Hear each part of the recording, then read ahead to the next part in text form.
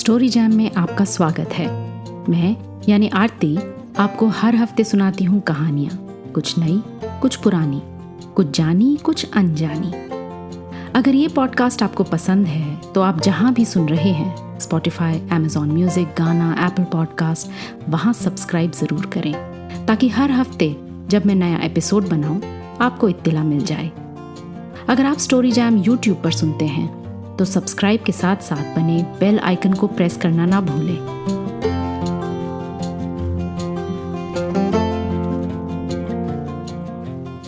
बिहार के भोजपुर जिले में जन्मे मिथिलेश्वर का नाम प्रेमचंद और रेणु के बाद ग्रामीण जीवन के कथा लेखन में सबसे पहले आता है। उनकी कहानियों के शिल्प में वही सादगी, वही संवेदना मिलती है। तेजी से बढ़ते शहरीकरण के सैलाब में डूबते संभलते ग्रामीण समाज की कहानियां लिखी मिथिलेश्वर ने। आज ऐसी ही एक कहानी, बारिश की रात।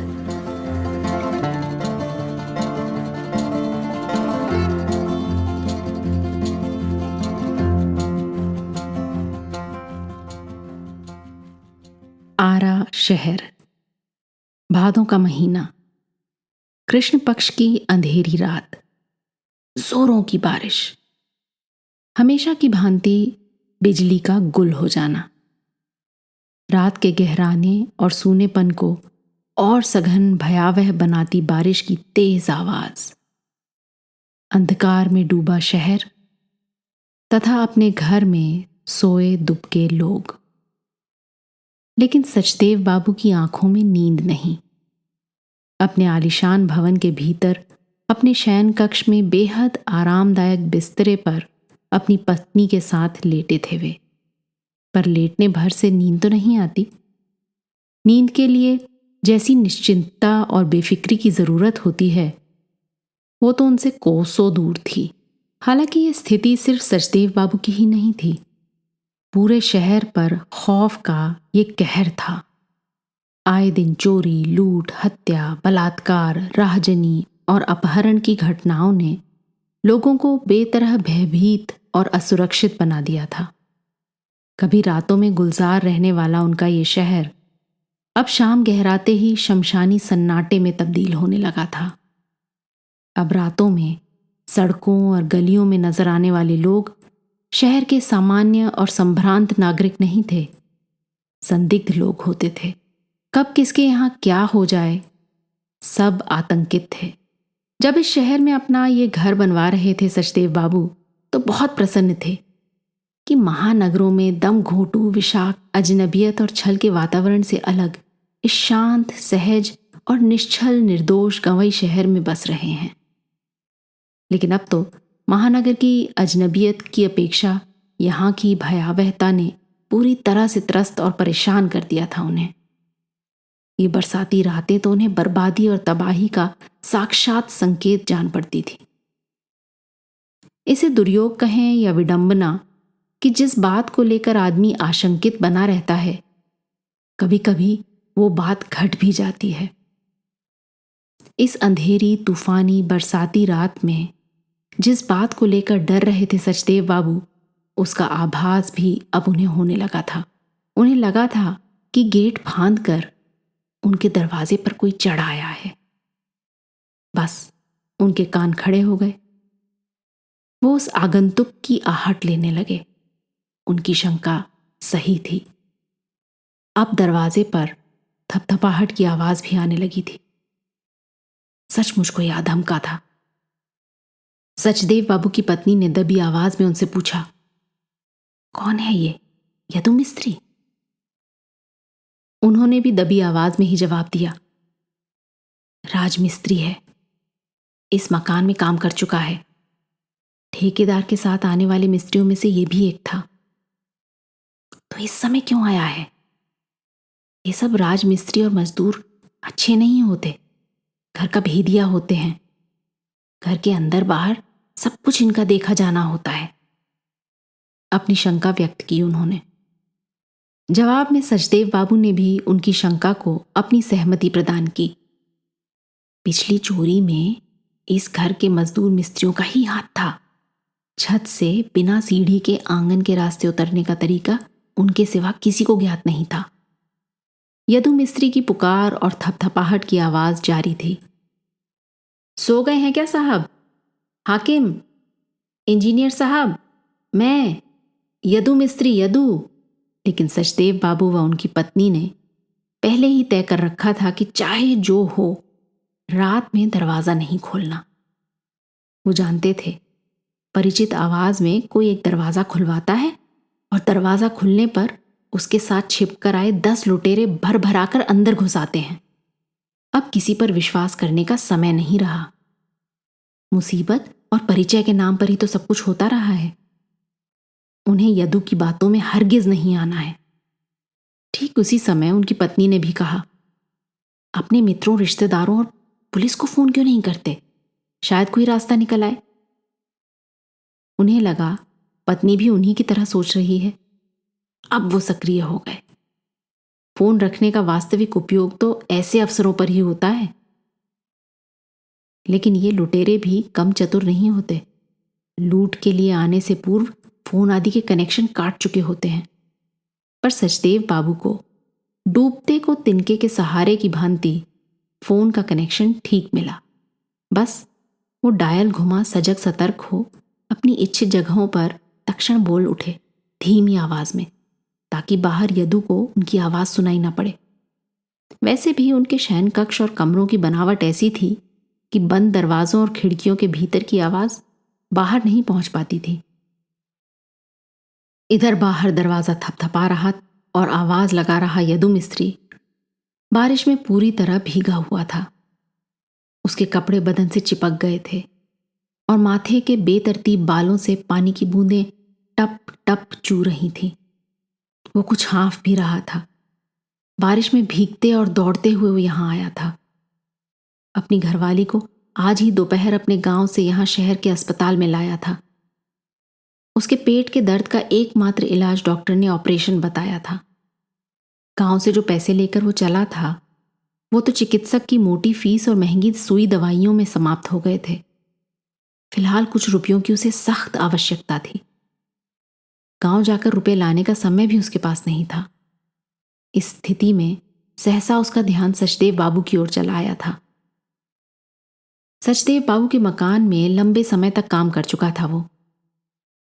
उनके मकान निर्माण के लिए उसे गांव से बुलाया था ठेकेदार ने। शहर के मिस्त्रियों से ज्यादा काम करता था वो। नींव से लेकर छत ढलाई और प्लास्टर फिनिशिंग तक इस मकान में कर चुका था।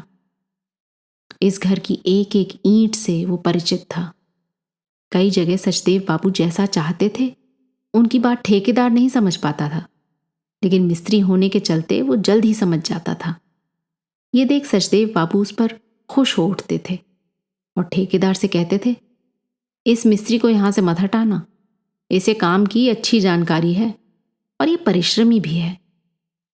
त्योहारों पर वे अपनी ओर से उसे अक्सर बख्शीश भी दिया करते थे और लंच के लिए अपने खाने में से सब्जी और अचार आदि उसे प्रदान करते रहते थे। ठेकेदार का काम समाप्त होने पर भी बचे हुए शेष कार्य के लिए उन्होंने उसे अपने यहां कायम रखा था। अपने प्रति उनके इस आकर्षण ने ही इस तूफानी रात में उसे यहां तक पहुंचा दिया था। उनसे प्रार्थना कर कुछ रुपए मांग लेगा वो ना नहीं करेंगे। फिर गांव लौटते ही उनके रुपए ला चुकाएगा। यदु जानता था कि बाहर के गेट से आवाज अंदर नहीं पहुंचती, इसलिए गेट फांद कर बालकनी में मुख्य दरवाजे के पास वो आ गया था। चूंकि सचदेव बाबू मिस्त्री मजदूरों के बीच बड़े साहब, हाकिम और इंजीनियर साहब के नाम से ही विख्यात थे, इसलिए उसी नाम से वो आवाज लगाता जा रहा था। उसकी आवाज पहचानने के बाद सचदेव बाबू चुप नहीं रहेंगे। लेकिन कुछ देर तक जब उनके यहां से कोई जवाब प्राप्त नहीं हुआ तो यदु को लगा कि डर गए सचदेव बाबू।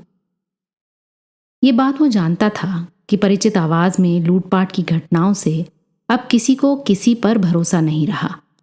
सचदेव बाबू के यहां आ रहा था वो, तब भी ये शंका उसके मन में थी, लेकिन अपने प्रति उनके आत्मीय एवं स्नेहपूर्ण व्यवहार को याद कर अपने मन की इस शंका को झटक दिया था उसने। सचदेव बाबू ऐसे नहीं हो सकते। अभी भी उसे इस बात का पूरा विश्वास था कि अगर उसकी आवाज़ पहचान लेंगे सचदेव बाबू तो अवश्य दरवाज़ा खोलकर सामने आ जाएंगे और उसकी मदद करेंगे।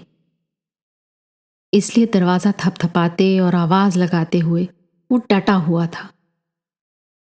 बीतते समय के दौरान अचानक तेज रोशनी बिखेरती हुई एक जीप सचदेव बाबू के दरवाजे आ लगी। यदु को लगा कि या तो सचदेव बाबू का बेटा पतोह या लड़की दामाद या कोई अन्य रिश्तेदार आ गए। अच्छा हुआ, अब सचदेव बाबू का दरवाजा खुलेगा और उसका काम भी हो जाएगा। लेकिन ये देखकर आश्चर्य से उसकी आंखें खुली की खुली रह गईं कि जीप से पुलिस के जवान तेजी से उतरे और उसकी तरह ही गेट फांद कर उसकी ओर बढ़ चले। एक क्षण के लिए तो वो भयभीत हो गया। काटो तो उसकी देह में खून नहीं, लेकिन जल्द ही अपने को संयत कर लिया उसने। वो कोई चोर उचक्का नहीं कि पुलिस को देखकर घबराए या भागे। पुलिस किसी और की खोज में आई होगी या उसे कोई सुराग मिला होगा। ठीक इसी समय सचदेव बाबू दरवाजा खोलकर सामने आ गए।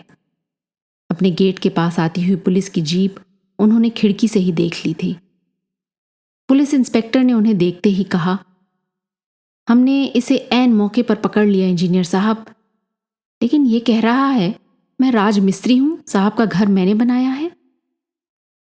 मैं किसी मिस्त्री विस्त्री को नहीं जानता, बेतकल्लुफी से कह उठे सचदेव बाबू। ये सुन उनकी ओर मुखातिब होते हुए जोर देकर बोल उठा यदु, मैं यदु मिस्त्री हूं बड़े साहब, यदु मिस्त्री, मुसीबत में फंसकर कुछ रुपये लेने के लिए आपके यहां आया हूं। लेकिन उसकी बात को अनसुनी कर दिया सचदेव बाबू ने तथा अपनी ओर प्रश्नवाचक दृष्टि से ताकते इंस्पेक्टर से कह उठे, मैं इसे नहीं जानता।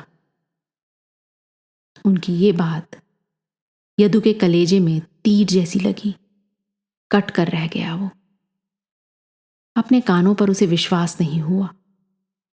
उनसे पुनः ऊंची आवाज में कहा, मैं यदु मिस्त्री हूं बड़े साहब, आपका चहेता यदु मिस्त्री।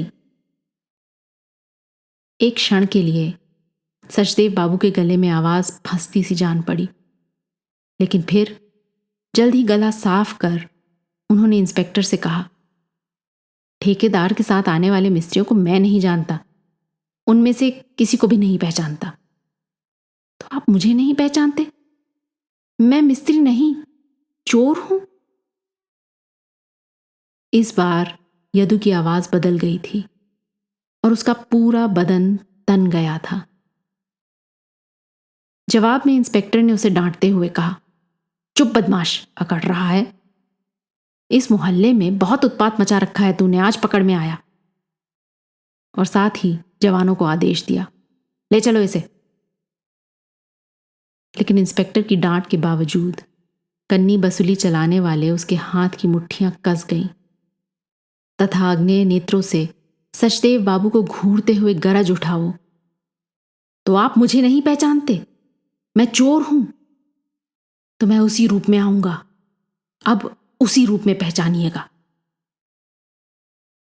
साला धमकी देता है, चोरी और सीना जोरी दोनों। इंस्पेक्टर ने कसकर उसे एक हाथ लगाया। दर्द से कराह उठा। शायद उस जगह चोट लगी थी उसे, लेकिन उसकी बातों से उससे कम दर्द का अनुभव नहीं किया सचदेव बाबू तथा उनकी पत्नी ने। वो कहकर गया था कि अब चोर लुटेरे के रूप में आएगा। उससे कुछ भी तो गोपनीय नहीं, सब कुछ उसका देखा जाना है। अब क्या होगा? उसे ना पहचान कर उन्होंने अच्छा नहीं किया, लेकिन ना चाहते हुए भी उन्हें ऐसा करना पड़ा। उनके भीतर अंतर्द्वंद अभी भी बना हुआ था। वो समझ नहीं पा रहे थे कि उन्होंने अच्छा किया या बुरा। हालांकि उन्हें लग रहा था कि यदु को ना पहचानना उनकी आंतरिक इच्छा नहीं, समयगत विवशता थी। पुलिस द्वारा यदु को पकड़कर ले जाने के बाद दरवाजा बंद कर पुनः अपने शयन कक्ष में आए वे दोनों पति पत्नी। लेकिन उनकी बेचैनी और घबराहट खत्म नहीं हुई। अशांति और उद्विग्नता पूर्ववत बनी रही। अपने मन को शांत सहज बनाने के लिए बिस्तर पर लेटकर वे पुनः सोने का उपक्रम करने लगे। लेकिन शांति और चैन कहाँ। ये ठीक है कि अब अपने दरवाजे पर वे यदु की दस्तक महसूस नहीं कर रहे थे, लेकिन अब तो उनके मन पर सीधे सीधे दस्तक दे रहा था यदु, जो दरवाजे की दस्तक से ज्यादा भयावह और कष्टदायक थी।